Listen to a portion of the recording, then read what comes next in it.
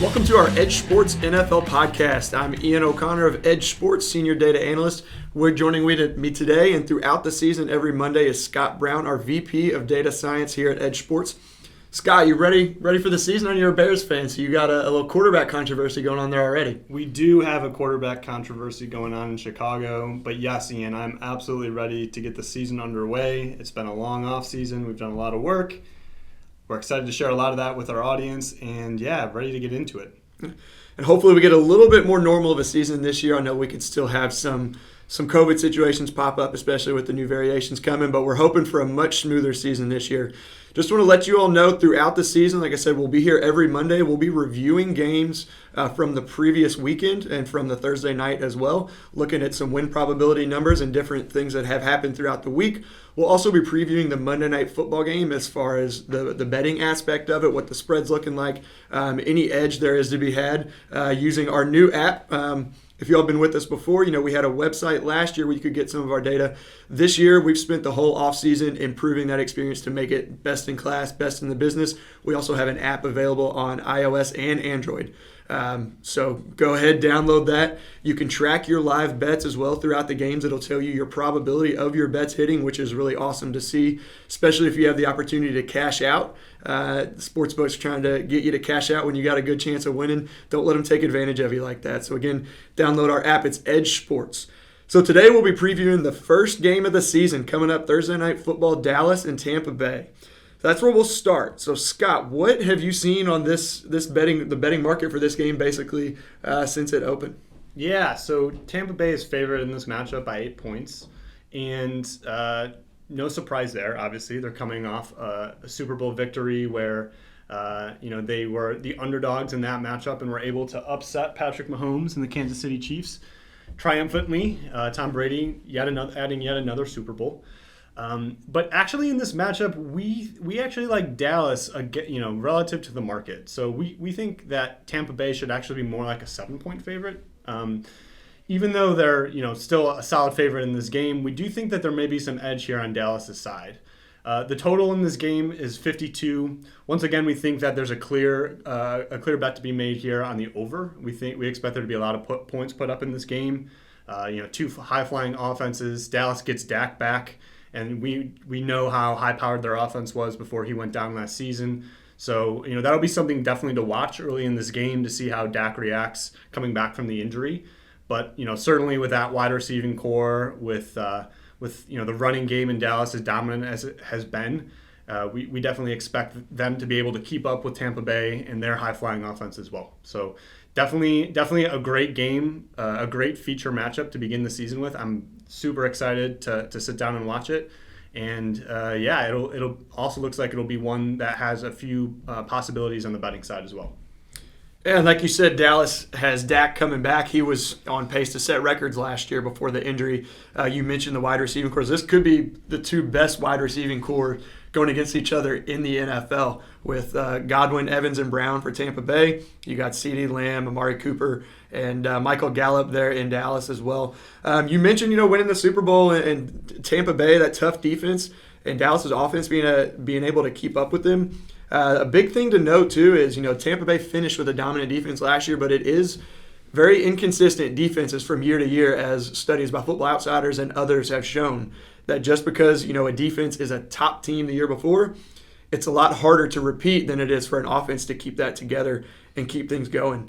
With this one, too, 91% of the money, it looks like, is on Tampa Bay, 70% of the bets total. How much stock do you typically put into that in a given matchup, or does it just kind of depend on the matchup and what the lines are looking like? Well, conventional wisdom there is that, when you see most of the action on one side, that sort of reflects the kind of like the public, right? Like, what side are they backing? Who do they like in this matchup? And sharps tend to like to take the other side of those bets, right? So that's something to pay attention to. Interestingly, though, in this matchup, you have Dallas, who's sort of America's darling team, but most of the bets and most of the money are actually on Tampa Bay. And I think that is largely in part to Tom Brady, them being the former Super Bowl champs. They're also a favorite. So not really a clear signal to be I think, deciphered from those numbers. But it is definitely something to pay attention to in general when you look at different matchups and check out where the money is versus where the number of bettors are placing their bets. And I guess in this case as well, they're sort of the same side. So that suggests that there's those two things kind of conflict, and there's not really a clear signal, like I said, to be taken away from that. Yeah, another thing in Tampa Bay's favor too, before we move on to our next game from this weekend, is it's been stated many times in the offseason. I think Tampa Bay has 21 or 20 of their 22 starters from last year's Super Bowl team returning. So they definitely have that cohesiveness on that team and are expected to keep things rolling from the Super Bowl. So we're going to move into our next game here, Arizona at Tennessee. So this one is interesting. Like the game before it, like we said, Tampa Bay and Dallas our total is at 57, which was the highest of week one. Tied for second here is Arizona and Tennessee. So we really like this one. Neither team really has a great defense. Tennessee had the, I think, 29th or 30th ranked defense last year. They're projected to be the worst defense this year in Football Outsiders projections. Said Arizona, not much better. So you've got the super efficient offense of Tennessee with Ryan Tannehill and Derrick Henry. They've added Julio Jones in the offseason. And then you've got the kind of college air raid offense down in Arizona, which has been good and bad. It hasn't been super consistent in Coach Kingsbury's tenure down there. But how are we looking on this one, the spread and the total there in the markets?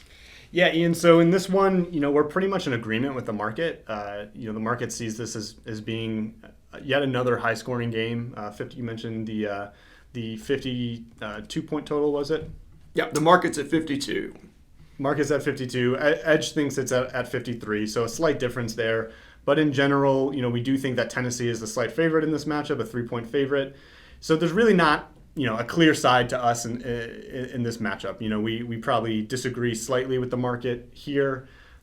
So less interesting from a betting standpoint. However, we do think this game will be highly entertaining. There's likely to be a lot of points scored. There could be just an absolute load of points scored with these two offenses. Obviously, Derrick Henry in the run game in Tennessee, Arizona and their dynamic offense with Kyler Murray and DeAndre Hopkins are always fun to watch.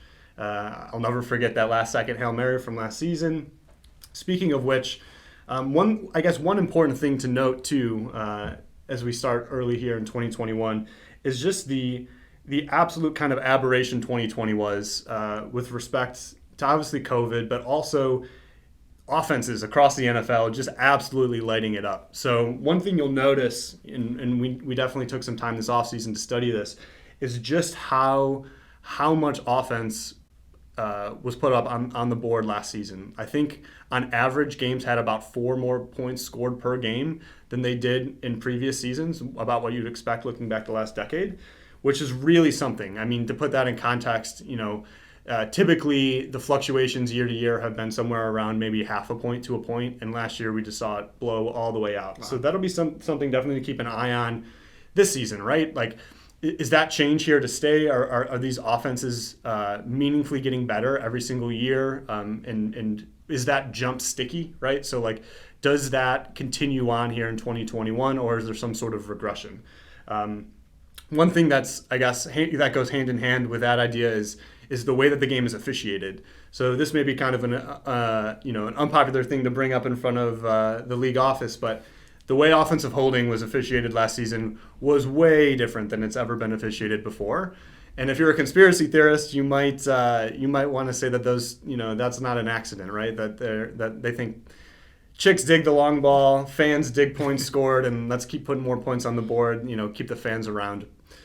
I don't have that opinion, but it is something to watch out for this season, right? Like, is the game officiated similarly to it was last year, or is it more like past seasons before that, 2018, 2019, where the offense couldn't get away with as much holding, and you may see drives. The sort of the downstream impact of this is drives end earlier, and there are more punts, less touchdowns, and definitely from a betting aspect as well would lower your expectations on totals. So something to keep an eye on.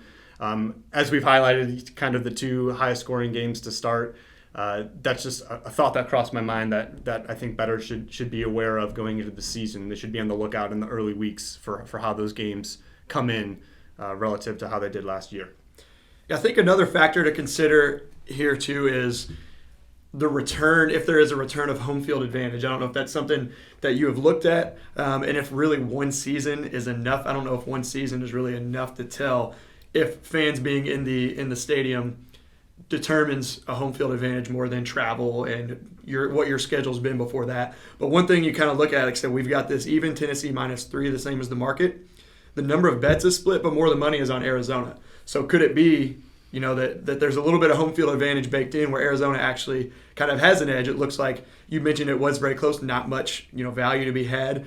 Looks like we do have Arizona to push or cover, just very slightly higher than Tennessee. Yeah. Could that have something to do with the fact that the market's giving Tennessee a home field advantage there? Yeah, I would also highlight too that the difference between like this game as compared to the last one we just talked about, which was Dallas and Tampa Bay, is that the number of bettors on each side is about a 50-50 split, right? So and the money is in favor of Arizona, about 60-40. The differences there are a lot smaller than we saw in that other game, right? They were like 90-10 and 70-30. So, the read here would definitely be that maybe the sharps like Arizona, but I think like the difference is likely to be small. Definitely something to pay attention to as game time draws near, right? That's another important difference, is that as game time draws near for Tennessee Arizona on Sunday, that information about the public money will be stronger, right? Mm-hmm. It'll be more reflective of everybody who wants to bet on that game. Whereas as the Dallas Tampa Bay game is tomorrow night, presumably a lot more bets and a lot more of the potential bets have already been placed on that game. So we can probably read more into the public money there. You bring up a good point about home field advantage. 2020 was exceptional with respect to COVID, as already mentioned, and there were in many cases empty stadiums or stadiums that were very low capacity, right? So the ability of the crowd to generate noise, to disrupt opposing offenses, especially in crucial moments, was greatly hindered. And I think we expect that should change to some degree this year. I think that's another important thing to keep an eye on. I think the market reacted pretty quickly to that, though. I think there was a pretty good understanding early on that factor was going to be at play or likely to be at play. And I think another thing with home field advantage is that it in general is a pretty small effect. It's there, but it tends to be pretty small and pretty noisy through time. Whereas something like the way offensive holding is officiated is a much larger effect and was also sort of a surprise, right? So with sort of the writing on the wall with COVID going into last season, you could imagine that the market was already prepared to kind of dock home field advantage. What caught them off guard was, oh wow, like offensive holding is just, absolutely dropped off a cliff.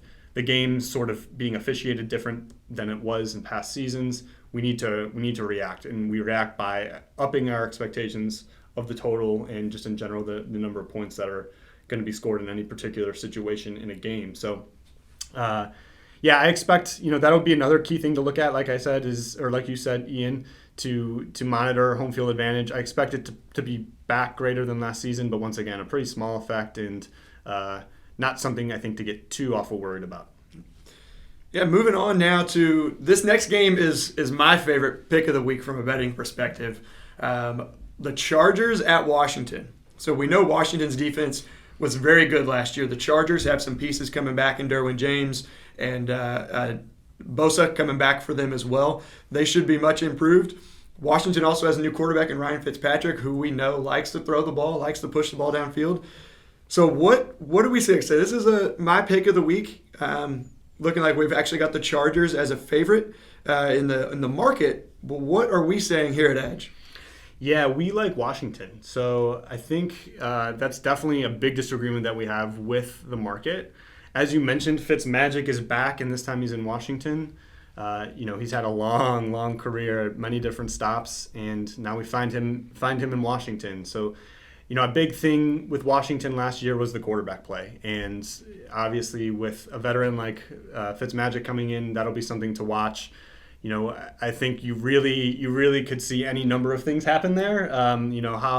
How does age treat him in the past few seasons? You could have said the same going into each one of those seasons, and he performed pretty admirably in all of those places. So, yeah, Edge has this game as Washington -5. The market definitely slightly favors Los Angeles to this point. So that's a pretty wide disagreement. We think there's edge there to be had on Washington. As you mentioned, their defense very, very strong. Snuck up on a lot of people last year. Not a secret this year. They're a very, very strong defense, and so that's definitely the strong suit of that team. From a total standpoint, the market has this game as a pretty low total game in this new world that we're in, a 44-point total. Edge has this total at 49, so there's a level of disagreement there. This is likely, I think, a disagreement about the level of quarterback play and offense in Washington. But we are willing to kind of put our necks out here and take the over in this game. We think there's some edge to be had there. When it comes to the money, the public money in this game, Washington has a much larger percentage of the number of bettors betting on their side. So it's a 70-30 split there. Most people are betting on Washington. The amount of money bet is also on Washington. So this is similar to that first matchup, that Tampa Bay-Dallas matchup, where both the amount of money and the number of bettors are in agreement there. So not much to take away. Those are sort of conflicting signals. Not much to take away there. We'll definitely want to, like I said, keep an eye on that as we draw closer to game time to see if that swings meaningfully either direction. But in general, I think, you should bet your opinion here on this game, and we like Washington. Yeah, and like you said, Fitzpatrick, it seems like he does well. He fills in. He has these great games. He'll throw 4 touchdowns, 5 touchdowns. Always said could have an interception or 2 or 3. Or 3, yeah. Sometimes it seems like when he's the guy, though, and he's that starter, he may start hot, but we'll kind of struggle a little bit after that. So it'll be interesting to see how he does here, as he's getting up there in age, and to see if he can put it all together and get them to the playoffs with that defense. Same thing in Los Angeles. I mentioned a couple of guys coming back from that defense, but also Justin Herbert, the season he had last year as a rookie. He's got a new head coach coming in now, little bit of a different system with Anthony Lynn being out of there. But he's still got the talent, and they've got the offense. They've made some improvements on their offensive line as well. So like you said, we've got that total a little over the market. Would not be surprised to see this one be a higher scoring game than what people think because of those defenses there. So now we're going to move on to the Monday Night Football game, which is Baltimore at Las Vegas. There is only one Monday Night Football game this year. It seems like the last few years they've had a doubleheader with an early game and a later game. This one, Baltimore, has kind of been up there the last couple of years. Lamar struggled a little bit last year till the end of the season. Baltimore is still always expected to be in the playoffs now and be a Super Bowl contender. Las Vegas, a little bit different. It's kind of, you've got mixed feelings on Las Vegas. It's either you really like them and think they're a good team, especially Derek Carr. He's kind of an enigma quarterback, or you don't like Derek Carr, you don't like the Raiders, and you don't think they're a good team. So from a betting perspective, what are we looking at on this one here about 4 or 5 days out from game time?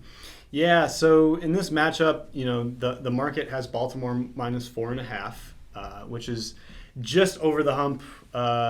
I guess a point and a half over that 3-point hump. So the market, 4.5 is a pretty significant favorite in the NFL.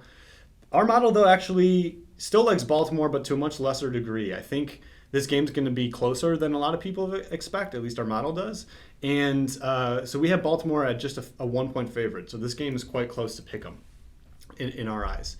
And we think that Las Vegas has about a 63% chance to cover with 4.5 points. So for that reason, we really like their side in a spread bet. The kind of switching over to totals here, the market has this game at a 50.5-point total.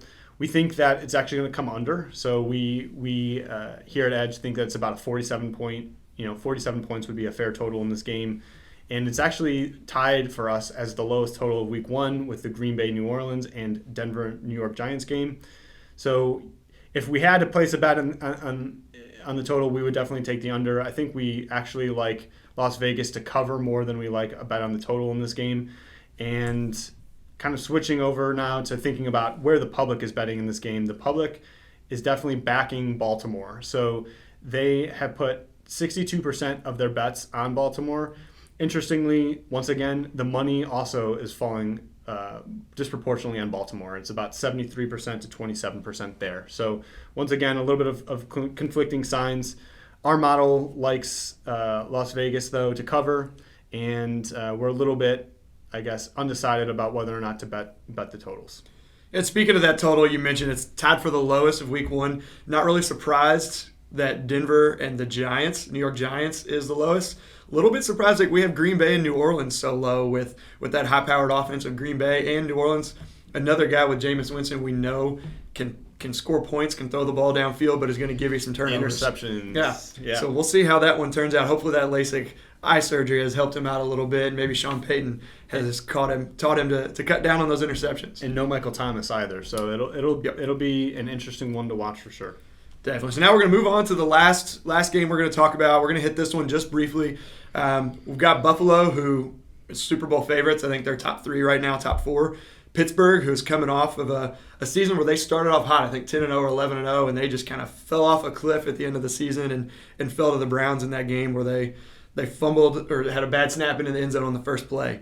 But granted, Big Ben has looked better in the preseason. It's only preseason, but he looks like he's got a little bit more zip on the ball with that elbow. We're looking at actually this is our biggest difference in terms of money line of our model versus the market. So what are we looking at on that Pitt and Buffalo game? Yeah, so there's about an 8 to 10% difference in the edge money line versus the market in favor of Pittsburgh. So we definitely like Pittsburgh, the underdog here in this matchup, in terms of their win probability. Obviously, you are betting on something that's less likely to occur, but we think the edge is there in terms of the payout to justify it. The total is a different story. We actually think the market's pretty reasonable.